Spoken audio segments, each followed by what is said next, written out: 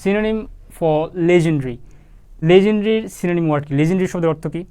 Legendary শব্দের অর্থ হচ্ছে বিখ্যাত। এখন অপশনে যে 4টা অপশন থাকবে সে 4টার মধ্যে কোনটার অর্থ আসলে বিখ্যাত বা লেজেন্ডারির সাথে যায়? এখানে ফিকটিসিয়াস, এটার অর্থ হচ্ছে কাল্পনিক, মিথ্যা অথবা ভুয়া।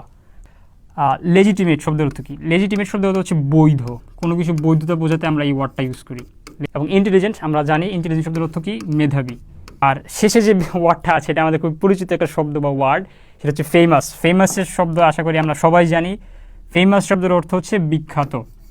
এখন আসলে আমাদের মাঝে অনেকে আছে যারা চোখ বন্ধ করে এই উত্তরটা করতে পারবে যে লেজেন্ডারির সমার্থক শব্দ কি? Option D. অপশন ডি বিখ্যাত, অর্থাৎ ফেমাস এবং লেজেন্ডারি দুটো হচ্ছে সিনোনিম ওয়ার্ড বা বাংলায় বললে সমার্থক শব্দ।